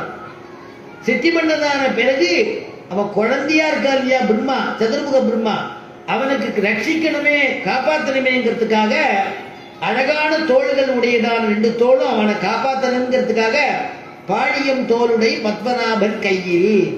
சரி, அவன் கையில என்ன இருந்தது? பத்மநாபன் கையில ஆழி போல் மின்னே வலம்புரி போல் நின்றதிர்ந்து ஆழி போல் மின்னே வலம்புரி போல் நின்றதிர்ந்து தாழாதே சார்கம் உதைத்த சர மழை போல். ஆழி போல் மின்னி அப்படின்னா, ஆழின்னா அந்த இடத்துல சுதர்சன சக்கரம். சக்கரம் என்னன்னா, சக்கரத்தை பத்தி சொல்லும் பொழுது கோடி சூரிய சமப்பிரபா அப்படின்னு அதுக்கு வச்சனம், அதுக்குன்னு வர்ணிக்கிற வாக்கியம். கோடி சூரியன் உதிச்சா எவ்வளவு பிரகாசம் இருக்குமோ அந்த பிரகாசத்தை கொடுக்கக்கூடிய சக்கரத்தாழ்வான் பெருமாள் கையில சக்கரம். சக்கரம் நமக்கு என்ன கொடுக்கும்னா மோட்சத்தை கொடுக்கும். சங்கம் நமக்கு என்ன கொடுக்கும்னா ஞானத்தை கொடுக்குமா இல்லையா? துருவனுக்கு பாடம் தெரியாத துருவன் 5 வயசு குழந்தை பாலகன் அம்மா அப்பாவை விட்டுட்டு கோச்சிண்டு மனத்துக்கு வந்துட்டு ஆச்சரியமான நாரதர் ஆச்சரியமான துவாதசா மந்திரத்தை அவனுக்கு உபதேசம் பண்ண அப்படி கொண்டு வந்து உட்காந்து அந்த வனத்துல உட்காந்து பெருமாளை நினைச்சது பெருமாள் பிரத்யட்சம் ஆயிட்டார். சங்கு சக்கர தாரியா நீலமேக சாமரனா சீவசாங்கித பக்ஷஸ்திரனா கௌசுபாமுக்த கந்தனா வந்து பெருமாள் அப்படி நின்றுக்கிறார். துருவா எழுந்திருக்கிறார். துருவா எழுந்திருப்பா அப்படிங்கிற எழுந்துக்கலையே, அப்படியே கண்ணை மூடிட்டு தியானத்துல இருக்கானோ. அப்பதான் பெருமாளுக்கு தோணித்தான் உள்ள நம்முடைய உருவத்தை அவன் சேவிச்சுட்டு இருக்கான், அந்த உருவத்தை மறைச்சுட்டா இவன் வெளியில நம்மளை சேவிப்பான் அப்படிங்கிறதுக்காக அந்த உள்ளத்தை அந்த ஹிருதயத்தில் இருக்கக்கூடிய திருவுருவத்தை மறைச்சிட்டு தான் சேவை கொடுத்தார். நம்ம சுவாமி தேசிகன் சாதிச்ச எந்த யோகம் பண்ணி பெருமாளை சேவிக்க முடியுமோ பரபிரம்ம ஸ்வரூபத்தை நீங்கள்லாம் யாரும் எந்த யோகம் பண்ணாம தியானம் பண்ணாம கர்மாவனால அதாவது கர்மயோகம் பண்ணி பகவானை அடைய முடியாதவாளுக்கு ஞான யோகம் பக்தி யோகம் முடியாதவாளுக்கு அந்த பரபிரம்ம ஸ்வரூபம் அப்படி சேனிச்சுட்டு இருக்கான். சேனிச்சுட்டு இருக்கக்கூடிய பரரூபத்தை போய் நீ சேவிச்சுட்டு வந்துடலான்னு. எங்க இருக்கு அந்த பரபிரம்ம ஸ்வரூபம்னா உன்னுடைய ஊனக்கண்ணால பார்க்கும்படியாக பெருமாள் சேவை கொடுக்கிறார் சுவாமி தேசிகர். அந்தர்ஜோதிஹி கிபவியமினாம் அஞ்சனம் யோக திருஷ்டேஹே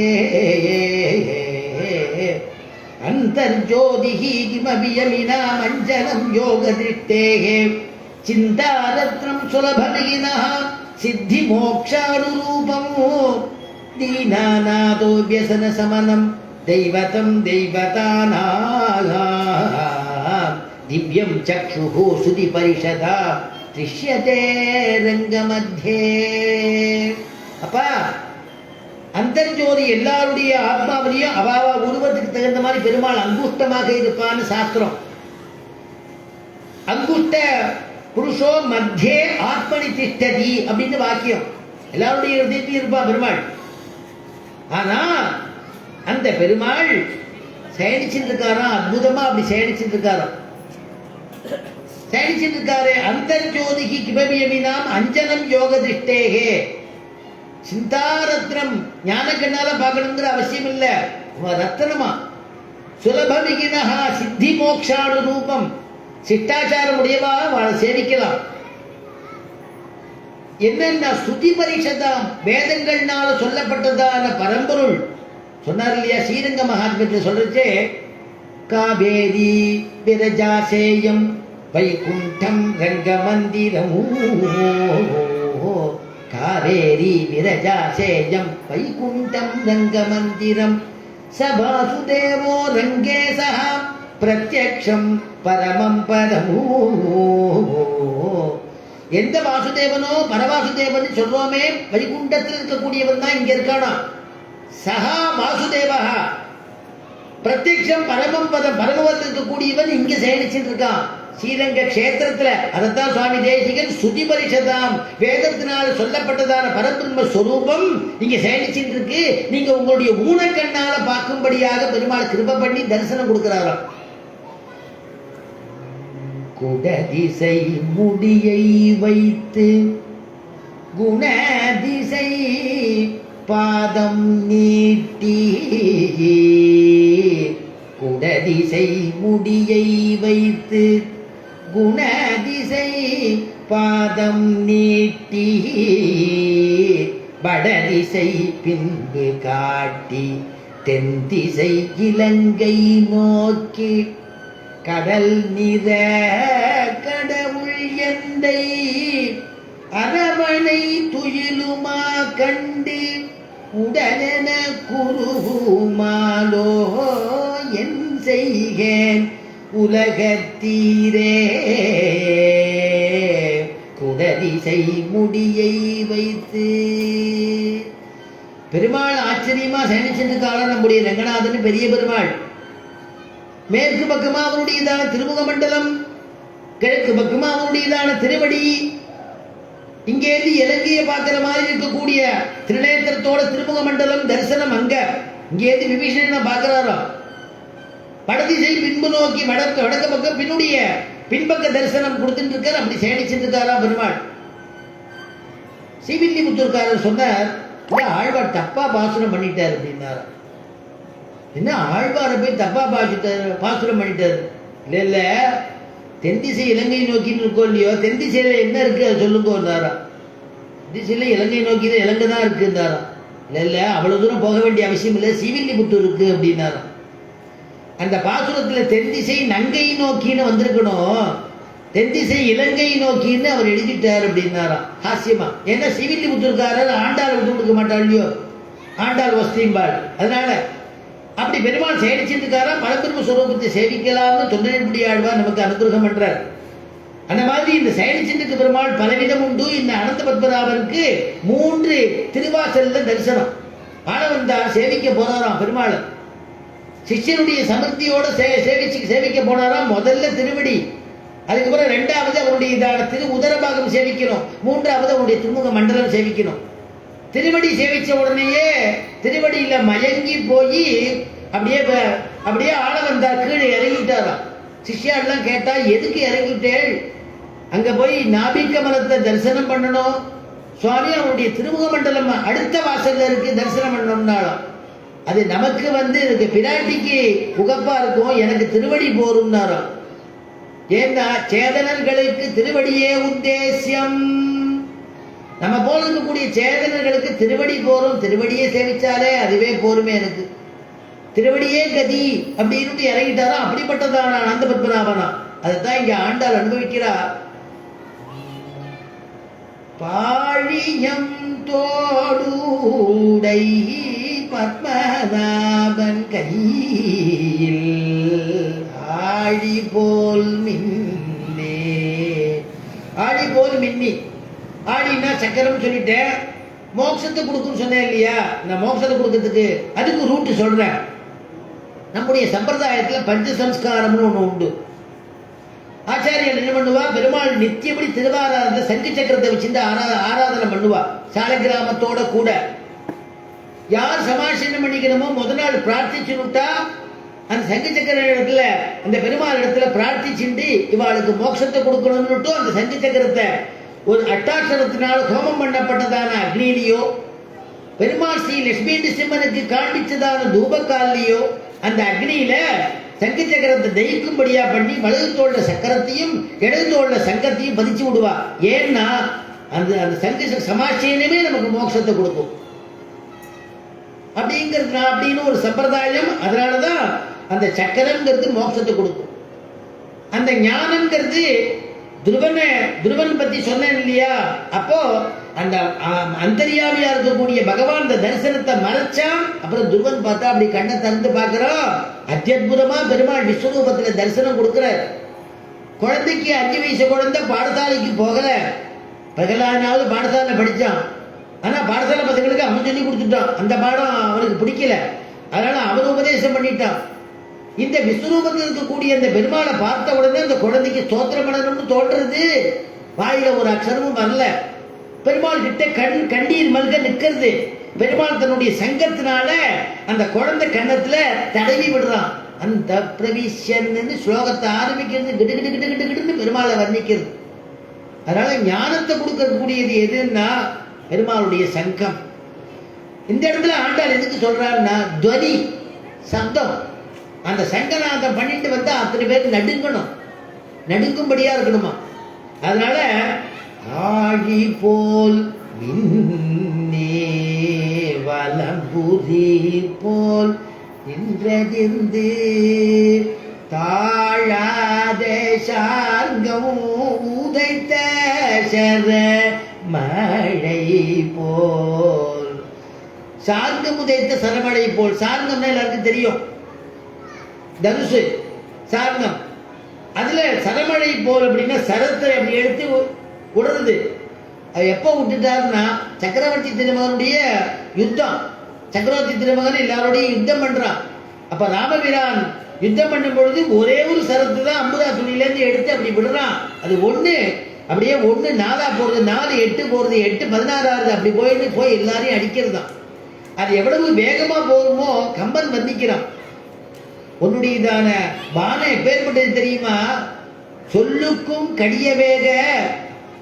சொல்லாவது இப்ப நான் சொல்லும் பொழுது உங்களுக்கு அடுத்த க்ஷணத்துல காதில் விழுந்து விடுறது மைக் இருக்கிறதுனால. ஆனா அதை விட பெருமாள் ராமன் சக்கரவர்த்தி திருமகன் விடக்கூடிய பானம் அந்த கையை அப்படி விடுறதுக்கு ஆயத்தம் பண்ணிக்கிறான்னு தெரியுமா? அதுக்குள்ள அங்க ஆறு விழுந்துருவானா ராட்சசா எல்லாம். அதனால சொல்லுக்கும் கடிய வேக சுடுசரம் கரிய செம்மல். அந்த சுடக்கூடிய சரத்தை விடக்கூடிய கரிய செம்மல். அந்த அம்பு வேணா சுட சுட இருக்குமே தவிர அவனுடைய வார்த்தை சுடாதுன்னு கம்பன். ஏன்னா அவ்வளவு காருண்யமா. மதுரா பாஷி பூர்வ பாஷி பிரியம் வதஹா மஞ்சு பாஷி மதுரா பாஷி பூர்வ பாஷி பிரியம் வதஹா. அழகா பேசுவானா, நளினமா பேசுவானா. அப்படிப்பட்ட சக்கரவர்த்தி திருமகன் எப்படி பானம் விட்டு அந்த சரத்தால எவ்வளவு வேகமா கிட்டு கிட்டு கிட்டு எல்லாரையும் அழிச்சானோ, அந்த சரத்தை எவ்வளவு வேகமா விட்டானோ. இங்க வேகம் தான் முக்கியம் ஆண்டாளுக்கு. அதே மாதிரி நீ என்ன பண்ணணும், பஞ்சமி தேவதையை சொல்றா, நீ என்ன பண்ணணும், அதே மாதிரி மழை பெய்யணும். ஆழி போல் மின்னே வலம்புரி போல் நின்றதிந்து தாழாதே சார்கம் உதைத்த சர மழை போல். அந்த சக்கரவர்த்தி திருமகன் ராட்சசால அழிக்கிறதுக்காக விட்ட அம்பு. ஆனா பஞ்சமி தேவதையை பார்த்து ஆண்டாள் சொல்றா, நீ அழிக்கிறதுக்காக விடக்கூடிய அம்பு இல்ல, மழைங்கிற அம்பு எல்லாரையும் வாழ வைக்கணும்பா, எல்லாரும் க்ஷேமமா இருக்கணும்பா, யாருக்கும் குறை இருக்க கூடாதுப்பா. இப்படி சிரவணம் பண்றாளே பகவத் குணம் சிரவணம் பண்றவாளுக்கு எந்த குறையும் இருக்கக்கூடாது. யார் யார் கேட்கிறாளோ அவ குடும்ப கஷ்டங்கள் நிவர்த்தி ஆகணும், அவளுடைய வியாதிகள் நிவர்த்தி ஆகணும். இந்த பூலோகத்தில் இருக்கிற வரைக்கும் நம்முடைய காரியத்தை நாம செய்யும்படியா ஈஸ்வரன் கிருபை பண்ணணும். இன்னொருத்தருடைய கையை எதிர்பார்க்காதபடி இருக்கிற வரைக்கும் நீ உத்தமம். அதுக்கப்புறம் தானே தெரியும். அப்படி இல்லாதபடிக்கு பெருமாள் கிருபை பண்ணணும்னு நம்ம பிரார்த்திச்சுக்கணுமா. அதனாலதான் ஸ்லோகத்தில் சொல்றா, அநாயாசேன மரணம் வினா தைன்யேன ஜீவனமோ தேஹி மே கிருபயா நாதா திருட பக்தி சமன்விதகா. அநாயாசேன மரணம். பகவத் குணம் சொல்லிட்டு போனா அப்புறம் வரல, ராத்திரி படுத்துட்டா காலம்பரம் எழுந்துக்கல, அப்படிதானே சொல்லணும். கதை கேட்டு போனார், அத்தியனம் பண்ணிருக்கா, காலம்பரம் ஆராதனை பெருமாளுக்கு போய் ஆராதனை பண்ணிட்டு வந்தார், ரங்கநாதன் செவிச்சுட்டு வந்தார், ஸ்டாண்ட்ல உட்கார்ந்தாருன்னா அப்படியே சாப்பிட்டு அப்படி சொல்லணும் இல்லையா. படுத்துட்டாரு, அப்புறம் கொஞ்ச நாளைக்கு வேணா அவ சிசூஷை பண்ணுவா, அப்புறம் எத்தனை நாள் இப்படி பண்றது, அது ஒரு விசேஷமா சொல்லுவா. எத்தனை நாள் இப்படி பண்றது, பெருமாள் இந்த கஷ்டத்தெல்லாம் பார்க்கும்படியா வச்சிருக்கா, திருவடி சேர்த்துட்டா பரவாயில்ல, எத்தனை நாள் இவரை நான் சிசூஷை பண்ணிட்டு இருக்கிறதுன்னு கௌரவமா சொல்லுவாளாம். அப்படி இல்லாதபடிக்கு இருக்கும் பரியந்தம் பகவானுக்கு சேவை பண்ணிட்டு அவனையே நினைச்சிட்டு எண்ணுவது சிந்தை, இடுவது தண்டம், பண்ணுவது பிரபத்தி, கிடைப்பது பரமபதம், இழப்பது சம்சாரம். எண்ணுவது சிந்தை. மனசுன்னு உனக்கு ஒண்ணு இருக்குதுன்னா பெருமாளை நினைச்சுக்கோடா, அவன் காப்பாத்துவான், அவன் கிருபை வேணும்னு நினைச்சுக்கோ. வாயின்னு ஒண்ணு கோவிந்த நாமத்தை சொல்லு, ராமநாமத்தை சொல்லு. இருக்கிறானே ராமநாமத்தை சொல்றவன் தான் இருக்கிறான், நமக்கு எதுக்க ராமநாமத்தை சொல்லு. கைன்னு ஒண்ணு இருந்ததுன்னா இந்த கோயிலுக்கு கைங்கரியம் பண்ணு. எவ்வளவு முடியுமோ அவ்வளவு எல்லாத்தையும் இந்திரியங்கள்லாம் பகவானுக்கு அர்ப்பணம் பண்ணு. சரணாகதி ஆச்சாரியன் மூலமா இந்த ஆத்மாவை ஒன்னு அவனிடத்துல ஒப்படைச்சிருப்பா. ஆத்மாவை உன்னோடையது நினைச்சேன்னா புனர்ஜென்மா உண்டு. புனர்ஜென்மா மறுபடியும் வேண்டாம். எப்படி பிறக்க போறோம்னு தெரியாது. ஒரு ரிஷியின் இடத்துல ஒரு பாட்டி கைங்கரியம் பண்ணிட்டு இருந்தாலாம். எதையுமே விட மனசு வர மாட்டேங்கிறது. ஒரு ரிஷியின் இடத்துல ஒரு பாட்டி கைங்கரியம் பண்ணிட்டு இருந்தாலாம். அந்த பாட்டி அந்த ரிஷியின் இடத்துல கேட்டாலும் அந்த ரிஷிக்கு பூர்வ விருத்தாந்தம் அடுத்த ஜென்மா எது எல்லாம் சொல்லக்கூடியவராம். அவர் இடத்துல கேட்டா எனக்கு அடுத்த ஜென்மா எது, இவ்வளவு கைங்கரியம் பண்ணிட்டு இருக்க அப்படி அவந்த ரிஷி சொன்னாரா, உனக்கு ஆசாபாசம் விடல, அவனுக்கு புனர்ஜென்மா உண்டுன்னாராம். சரின்னு போயிட்டா. மறுநாள் அவளுக்கு தோணித்து புனர்ஜென்மா உண்டுன்னு பேசாம வந்துட்டோமே, இன்னைக்காவது கேட்போம் என்ன ஜென்மான்னு கேட்டுருவோம், என்னன்னு தெரிஞ்சா கொஞ்சம் பரவாயில்ல நிம்மதியாவது இருக்கலாம் அப்படின்னு மறுநாள் அந்த சுவாமிகிட்ட கைங்கரியம் பண்றதே இந்த ரிஷிகிட்ட கேட்டா, சுவாமி புனர்ஜென்மா உண்டுன்னு சொல்ல இன்ன ஜென்மான்னு சொல்லலையே, அதையும் சொல்லணுமா உனக்கு, உனக்கு பன்னி ஜென்மா தான் பன்றி அப்படின்னு விட்டார். உடனே ஆத்துக்கு வந்தா ரொம்ப துக்கப்படுறா, அழறா, பிள்ளைகள்லாம் கேட்கறது, பேரெல்லாம் கேட்கறது, என்ன என்ன பாட்டி என்னன்னு பேரெல்லாம் கேட்கறது, புள்ள கேட்கறது. இல்லை அடுத்த ஜென்மா எனக்கு பன்னி ஜென்மான்ட்டா, வேற ஏதாவது ராஜா குளத்துல பிறப்பேன்னு சொல்லியிருந்தா கூட பரவாயில்ல, பன்னி ஜென்மான்னு சொல்லிட்டாரு, நான் என்ன பண்றதுன்னு அப்படின்னு கேட்டு ராத்திரி எல்லாம் தூக்கம் இல்லை. இந்த கிழவிக்கு மறுநாள் காலமே ஒரு யுக்தி தோணித்து குழந்தைகிட்ட சொன்னா, எனக்கு மரணம் எப்போ வரும்னு தெரியாதுப்பா, ஒரு காலம் மரணம் வந்து கொடுத்துனா அந்த ரிஷி வாக்கு பொய்க்காது, புனர்ஜென்மா நிச்சயம் உண்டு. ஆனா இங்க இருந்த வாசனையில நீங்க பந்துக்கள்லாம் நீங்க இருக்க இல்லையா, இந்த வாசனையில நான் இங்க சமீபத்துலதான் ஒரு பன்னிக்கு நான் பன்னி குட்டியா பிறப்பேன். உன்னை பார்க்கும் பொழுது தனியா ஓடி வந்து பேச முடியாதப்ப உசு உசுன்னு பார்ப்பேன், உரு சவுண்டு கொடுப்பேன், நீ புரிஞ்சுக்கோன்னாலும். சரி ரைட்டு, சரி என்ன பண்ணணும்னு சொல்லுங்கன்னாலும். இல்ல தடியை கொண்டு பெரிய தடியை கொண்டு அடிச்சு என்னை கொண்டுவிடு, அந்த ஜென்மா எனக்கு போயிடுச்சுன்னா அடுத்த ஜென்மா மனுஷ ஜென்மா தான், அது சொல்லிட்டார் அவர்.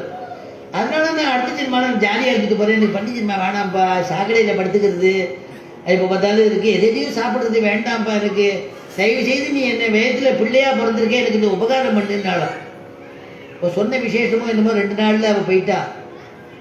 அதுக்கு தகுந்த மாதிரியே அந்த ஆசிரமத்துக்கு பக்கத்தில் ஒரு பன்னி 5-6 குட்டி போட்டது, ஒரு குட்டி மட்டும் தனியாக இடத்துல வந்து புருந்தது சவுண்டு கொடுத்தது. உடனே தடியை தூக்கின்னு வந்து ஒரு அடி கொடுத்தான்.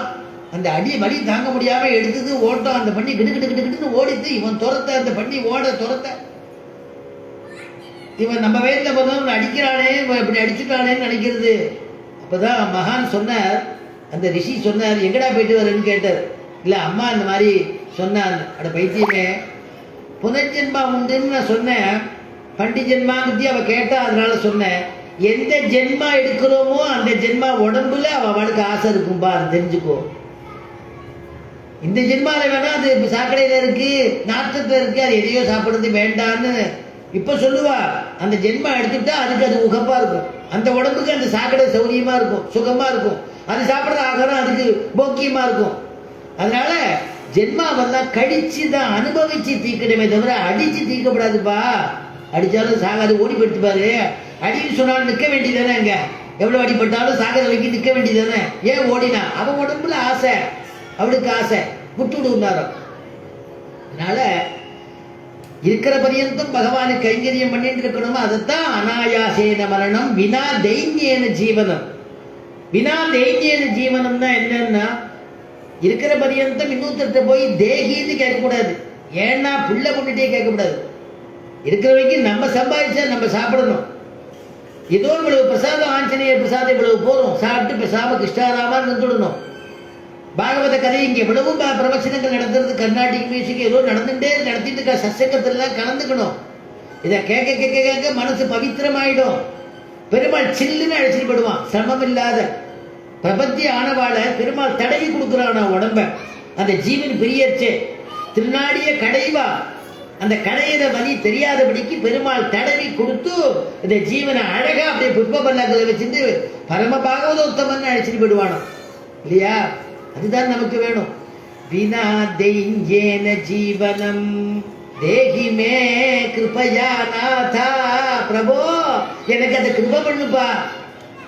திருடபக்தி எந்த ஜென்மா எடுத்தாலும், ஒரு கால் எனக்கு அடுத்த ஜென்மா எடுத்தாலும் உன்னுடைய திருவடி வாரத்துல பற்று உள்ள ஜென்மாவா கொடு. திருடபக்தி சஞ்சலம் இல்லாத ஒரு புத்திய குடு, ஓ திருவடியில அசஞ்சலமான பக்திய குடுன்னு கேட்கிற ஸ்லோகம் இது இல்லையா? அதை கேட்டுக்கணுமா? அந்த மாதிரி இங்க திருவனந்தபுரம்ங்கிறதான இந்த கஷேத்திரத்துல அந்த நாபிக மரத்திலேருந்து வந்ததான அந்த பிரம்மாவை காப்பாத்துறதுக்காக பாழியம் தோளுடைய பத்மநாபன் கையில் ஆழி போல் மின்னி ஞானத்தை கொடுக்கக்கூடிய, ஆழி மோட்சத்தை கொடுக்கிறது, சங்கம் ஞானத்தை கொடுக்கிறது. அதனால வலம்புரி போல் நின்றது இந்த ஆண்டாள் என்ன கேட்டுக்கிறா, அந்த ராமன் விட்ட பானம் ராட்சசால கொன்னுது வதம் பண்றதுக்காக. ஆனா பத்தினி தேவதையே நீ கொடுக்கக்கூடியதான மழைங்கிற அன்பு, அந்த அம்பானது எல்லாரையும் வாழ வைக்கணும்னு கேட்டுண்டாளாம். அதனால ஆழி போல் மின்னே வலம்புரி போல் நின்றதிர்ந்து தாழாதே சார்கம் உதைத்த சர மழை போல் வாழ உலகினில் பெய்திடாய் நாங்களூ மார்கழி நீராட மகிழ்ந்தேலோரும் பாவாய். அதனால அப்படி மார்கழி நீராடுவதற்கு, கிருஷ்ண சம்சேஷம் பண்ணுவதற்கு எல்லாரும் வாங்கோ அப்படின்னு அழைக்கிறாள் அந்த பாசுரத்தினால. ஒரு 10 நிமிஷத்துல முடிச்சு. இந்த மழைக்கும் பகவானுக்கும் ஒரு சம்பந்தம். மழைக்கும் பகவானுக்கு என்ன சம்பந்தம்? எங்க அடியன் குருநாதர் அவசியத்தை விடாம சொல்லு அப்படின்னு சாதிப்பார். ஏன்னா மழை ஏழை பணக்காரன்னு பாக்குறது இல்லை, பாப புண்ணிய பண்ணவான்னு பாக்குறதுல எல்லா இடத்துலையும் சமவிகிதமா பெய்யறது. அந்த மாதிரி பகவானும் ஏழை ஏதலன் கீழ்மகன் எண்ணாதி இறங்கி மற்றவருக்கு இன்னொருள் சுரந்துன்னு திருமங்கை ஆழ்வார் அந்த சக்கரத்துல பின்னாடி அனுபவிக்க போறோம். தினம் யார் யார் வரையிலோ அவளுக்கு புதுசு புதுசா விடயத்தை அனுமார் அள்ளி கொடுப்பார். அதனால சொன்னத்தையே சொல்லுவோம், ஆஞ்சநேயர் தான் பேசுறார் உள்ள இருந்து. அதனால அவர் எனக்கு அள்ளி கொடுப்பார். ராகத்தை கொடுக்கறதும் அவர் தான், பாட வைக்கிறதும் அவர் தான். கும்பகோணத்துல வீணையை கையில வச்சுட்டு இருக்காரு இல்லையா, அவரே அவ்வளவு கானம் எல்லாம் பண்ணக்கூடியவர். அவருக்கு நேரம் ஒரு பாக்கியம் கிடைச்சிருக்கு, அவர் பேச வைக்கிறார். அதனால ஏழை ஏதலன்னு குகப்பெருமாளுக்கு அனுகிரகம் பண்ணும் பொழுது சொல்லக்கூடிய பாசுரம் எழுது. குகனை ஏழைன்னு நினைக்கல, ஏதலன்னு நினைக்கல, அவர் ஜாதிகீரன்னு நினைக்கல, மற்றவருக்கு இன்னொரு சுரந்து அவனுக்கு அனுகிரகம் பண்றார். அதே போல பெருமாளை போல அந்த மேகமா. ரெண்டாவது குளம் ஏரி எல்லாம் வெட்டி வச்சுட்டு மழையை பார்த்து மழை பெய்யு, குளம் பெய்ய வெட்டி வச்சிருக்கேன், ஏரி பெருசா வச்சிருக்கேன், மழை பெய்யின்னு அதிகாரம் பண்ணா அந்த மழை பெய்யாது. பகவான் இடத்துல நான் கர்மயோகம் பண்ணி உன்னை அடையிறேன் பாரு அப்படின்னா அடைய முடியாது. ஜனபரதர் போல அந்த கதை இன்னொரு நாள் சொல்றேன், இல்லை இப்ப சொன்னா 1/2 மணி ஆயிடும். அதனால ஜனபரதர் 3வது ஜென்மால பகவான் அடைஞ்சார் இல்லையா. அதனால கர்மயோகம் பண்ணி ஞான யோகம் பண்ணி உன்னை அடைவன் பாருன்னா பெருமாள்கிட்ட போட்டி வச்சுருந்தா நம்ம தோத்து போக வேண்டியதான். அதனால அப்படி பண்ணா அவன் இடத்துல பலவந்தப்படுத்தி அவன் அருளை நம்ம சம்பாதிக்க முடியாது. மழை பெய்யும் பொழுதுதான் பெய்யும், அந்தந்த காலத்துல தானே பெய்யும். பகவான் சங்கல்பப்படிதான் எல்லாத்தையும் நடத்துவோம். அதே மாதிரி செய்த உபகாரத்தை மழை நான் மழை பெஞ்சேனேன்னு உபகாரத்தை சொல்லி காமிக்காது. பகவான் பண்ண கிருபைய பகவான் ஒரு பொழுதும் சொல்லி காமிக்க மாட்டான். அன்னைக்கு உன்னை காப்பாத்தினேடா சொல்ல மாட்டான். சுக்ரீவ சரணம் கதகான்னு நாமபிரான் வரான். சுக்ரீவா எங்க அண்ணா உன்னை சரணாகதி பண்ணிக்கிறான்னு சொல்றானா. சொல்லுங்கிற ராமர் அழகான் இளைய பெருமாள், நீங்க தானே பரமாத்மா, நீங்க தானே சர்வலோகத்துக்கும் சரண்யன். நீங்க போய் ஒரு வானர வீரன், அந்த வானர ராஜா சுக்ரீவன் போய் சரணம் கதகான்னு சொல்றேன். நான் சொன்னது நீ சொல்லுப்பா அப்படின்னு அவனிடத்து சரணாகதி பண்ண போறேன்னு போய் அவனோட சக்கியம் பண்ணிண்டு அவனுக்கே நல்ல வாழ்வை கொடுத்து அனுகிரகம் பண்ணினார் இல்லையா பிரபு. யார் செய்வா அந்த மாதிரி? செய்த உதவியை சொல்லி காமிக்க மாட்டார் அப்படிப்பட்டதான பிரபு. அதே மாதிரிதான் மழையும் சொல்லி காமிக்காது, பகவானும் சொல்லி காமிக்க மாட்டார். பிரதிபலன் எதிர்பார்க்காத பெய்யக்கூடியது மழை. சூரியன் உதிக்கிறது, மழை பெய்யறதுன்னா பிரதிபலன் எதிர்பார்த்தா பெய்யறது. நீங்க என்ன பண்ண போறேன்னு பிரதிபலனே எதிர்பார்க்காது. பகவானும் பிரதிபலனை எதிர்பார்க்காம கிருப பண்ணுவான். இப்ப கிருப பண்ணியிருக்கான் இல்லையா, பிரதிபலனை எதிர்பார்த்த கிருப பண்ணியிருக்கான். தனுர்மாசத்துல பண்ண போறோம்னு கனவுல கூட நினைச்சு பார்க்கல, இங்க பண்ண போறோம்ட்டு. யாருக்கு யார் பேர்ல அக்ஷதை போடணும்னு ஆஞ்சநேயர் நினைச்சாரோ, என்னைக்கோ சொன்ன வார்த்தையை ஞாபகம் வச்சுட்டு இன்னைக்கு என்ன கூப்பிட்டாரு அவர். என்னைக்கோ பிரார்த்தனை பண்ணிட்டு ஞாபகம் வச்சுட்டு இவங்க எல்லாம் பேசாம இருக்கட்டும், நான் திடீர்னு உன்னை கூப்பிடுற மாதிரி கூப்பிட்டு எனக்கு சொல்லும்படியா வச்சு அப்படி ஒரு கிருபை பண்ணியிருக்காங்க இல்லையா. இதுதான் பெருமாள் நம்மகிட்ட பிரத்யுபகாரம், பிரதி பிரயோஜனம் எதிர்பார்க்காத ஒரு கிருபை. அது பகவான் தான் பண்ணுவான். மழை பெய்யக்கூடியது தண்ணீர் மழை, பகவான் வர்ஷிக்கக்கூடியது கருணை மழை. மேகத்தில் இருக்கிறதுக்கு அந்த மேகத்துக்கு கருமேகம்னு பேரு, பெருமாளுக்கு காலமேகம்னு பேரு. காலமேகம் எங்க இருக்குன்னு கேட்கிறீங்களா? திருமோகூருங்கிற திவ்ய தேசம். காலமேக பெருமாள், மோகனவல்லி தாயார், மோகனூர்னு சொல்றது அந்த பெருமாள் அந்தர்யாமி பெருமாள்னு பேரு, வழித்துணைவன் பேரு. இந்த பெருமாள் யார் யார் மதுரை கிட்ட போறாளோ அந்த பெருமாள் சேவிச்சுட்டு வாங்கும். திவிதேசம் பக்கத்துல போர்ச்சியே, பந்துக்களை போர்ச்சியே அவளை பார்த்துட்டு போவோம்னு தோன்றதோ இல்லையோ, அந்த மாதிரி ஆத்ம பந்து பகவான். அந்த பகவானை போய் நாம் போய் அங்கங்க போர்ச்சே அந்த பெருமாளை சேவிச்சுட்டு வந்தா, அட இவ்வளவு தூரம் வந்தா, அந்த கல்யாணத்துக்கு வந்தா என்னை சேவிச்சான்னு பெருமாள் நினைக்க மாட்டாரா? என்னை சேவிக்கிறதுக்கு வந்தா வந்துட்டு அந்த கல்யாணத்துக்கு உபநயனத்துக்கு போயிட்டு போயிருக்காம்பா அப்படின்னு பெருமாள் வசத்தியா நினைப்பாராம். ஸ்லோகம் இருக்கு பிரமாணம், அது நாளைக்கு சொல்றேன், மீதியில நாளைக்கு அது போய். நன்மையும் செல்வமும் நாடும் நல்குமே, திண்மையும் பாபமும் சிதைந்து தேயுமே, சென்மமும் மரணமும் இன்றி தீருமே, இம்மையே ராமா என்ற 2 எழுத்தினாள். மங்களம் கோசலேந்திராய மகனீய குணாப்தயே சக்கரவர்த்தி தனூஜாய சார்வபௌமாய மங்களம் ஸ்ரீமத்யை விஷ்ணு சித்தாரிய மனோநந்தன கேதவே நந்தநந்தன சுந்தரியை கோதாயை நித்யமங்களம். யஸ்மாதேவ மயா சர்வம் சாஸ்திரமக்ராஹினான்யதः தஸ்மை வேங்கடநாதாய மமநாதாய மங்களம். ஸ்வஸ்தி பிரஜாப்யः பரிபாலயந்தாம் न्याय्येन मार्गेण महीं महीषाः गोब्राह्मणेभ्यः शुभमस्तु नित्यं. लोकाः समस्ताः सुखिनो भवन्तु.